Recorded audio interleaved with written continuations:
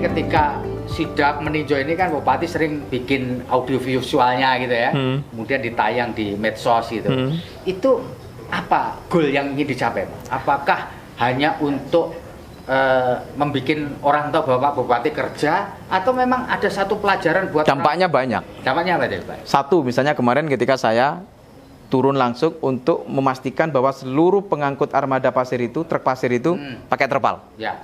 Awalnya kan nggak ada yang pakai terpal. Ya. Ada yang pakai, ada yang tidak, ada yang pakai, nah, ada yang tidak. Itu, ya? Nah di belakangnya ada yang orang naik motor, itu kan kasihan. Ya. Nah begitu saya melakukan sidak itu, wah besoknya tertib pakai terpal itu. Ada dampaknya. Ya dampaknya. Ya itu. Kemudian SKAB, kita sudah melakukan penindakan, melakukan sosialisasi, macam-macam tahapannya. Masih ada problem soal orang ngambil pasir di tempat ilegal. Ya sudah, kami sampaikan, sudah sekian waktu sosialisasi, dah ini ditindak. Ya. Nah begitu ditindak, kenaikan SKAB kita, kenaikan pajak kita naik. Nah itu dampaknya ya. Selain itu, apakah Pak Bupati juga Cak Thorik ini sempat mendapatkan sesuatu yang sifatnya nggak mengenakan, ancaman fisik, ancaman psikis atau apa gitu? Pernah nggak selama proses ngurusi pasir ini kan ruwet ini kan? Nggak? Saya sejak tahun 2019 ya, 2020, 2021 itu nggak selesai soal mengurusi pasir. Problem satu selesai. Dulu ada timbangan pasir Mutiara Halim, sudah bisa diselesaikan.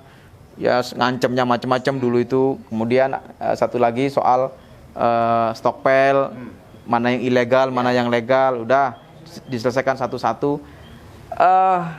Saya optimis.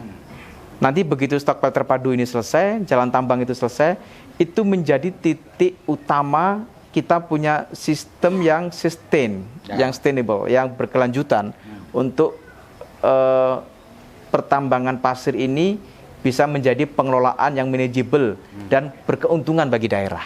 Pak Bupati, ini mohon maaf, tadi ada istilah stockpile. Tentu pembaca kita, penonton kita itu tidak semua tahu stockpile ki opo. Stockpile itu tempat numpuk pasir. Nah, iya.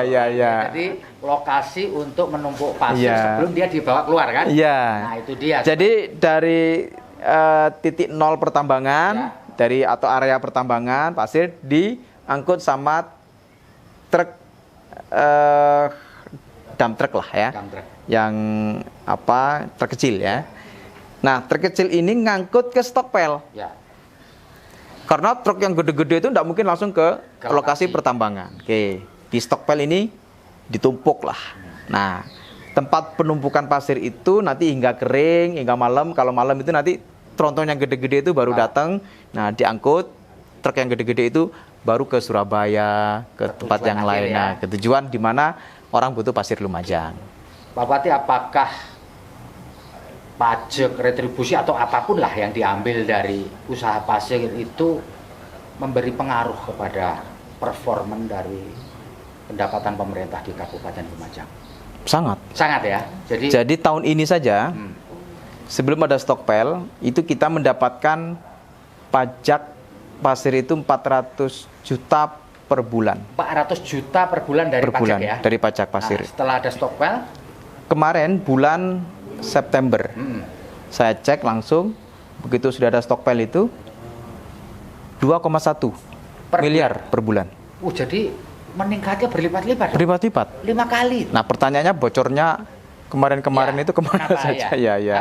Gimana itu Pak? Bisa diceritakan Pak? Ya tadi itu. 400 kok 2,1. Stockpile kan di mana-mana. Stockpile di mana-mana nggak terkontrol. Jadi pengawasannya susah. Ya, jadi orang ngambil pasir di area pertambangan itu ada pajaknya atau tidak, nggak ada pajaknya dibeli aja sama stockpile. Oke. Nah, sementara kita nggak ada kontrol. Ini pasir dari mana, siapa yang ngambil pasirnya. Nah, sekarang kita atur. Nah, supaya apa? Pertama, kalau pajak pasir ini bisa optimal, nah kita bisa membangun banyak hal. Betul. Jalan yang belum terbangun, yang rusak bisa kita perbaiki, bisa kita bangun. Begitulah. Itu